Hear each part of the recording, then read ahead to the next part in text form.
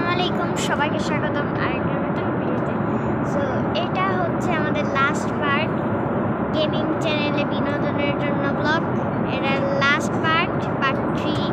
So আমরা এখন আকাশের উপরে আছি, যে নিচ থেকে ক্যামেরায় ভালোভাবে দেখা যাচ্ছে কিনা জানি না। নিচে ওই যে ছোট ছোট ঘর বাড়ি,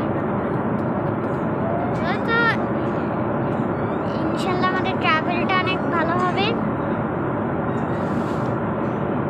আর আমার আরেকটা ড্রিম পূরণ হলো যে আমি জানালার পাশে সিটে বসেছি।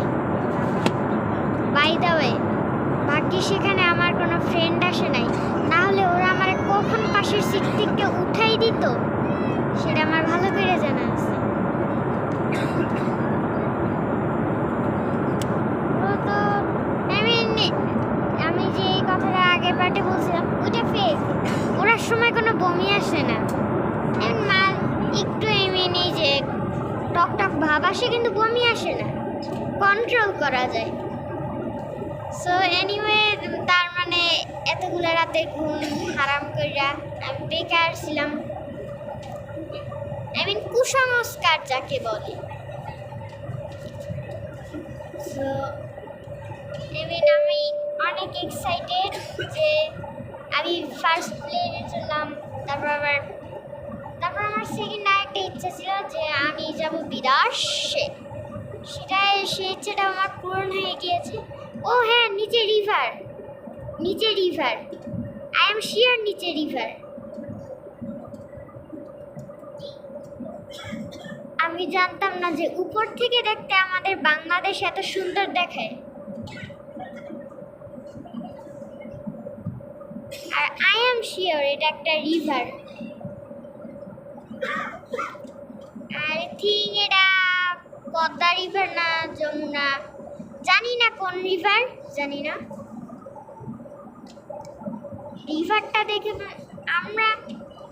আমরা কি বঙ্গোপসাগরের উপর দিয়ে যাচ্ছি না? আই থিঙ্ক মনে হয় আমরা বঙ্গোপসাগরের উপর দিয়ে যাচ্ছি, কারণ এশিয়ার একদম সাইড হচ্ছে মালয়েশিয়া।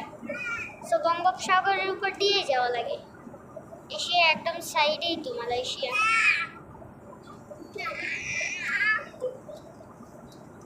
সো আবার যখন প্লেনটা একটু নিচে নামে, মাঝে মধ্যে তখন এর জন্য নিচে নামতে তখন একটু মাথার মধ্যে কেমন জানি টান টান একটা ভাব আসে।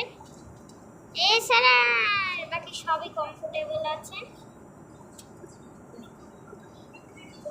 কিন্তু আমি এই জিনিসটা জানতাম না যে প্লেনের সিটগুলো এত চিপা চাপা মার্কা হয়। সিরিয়াসলি এইটার মধ্যে দিবে আবার খাবার, এই চিপা চাপার মধ্যে কেমন করে খাবো এইটা আমার অজানা। এনিওয়ে, আমার এখানেই কোনো মতে কয়েক ঘন্টার জন্য সারভাইভ করতে হবে। আপনারা সবাই দোয়া করবেন যেন আমি বিদেশে সফলভাবে পৌঁছাতে পারি। সো আজকের ভিডিও এই পর্যন্তই, আবার দেখা হবে অন্য একটা ভিডিওতে। আল্লাহ হাফেজ।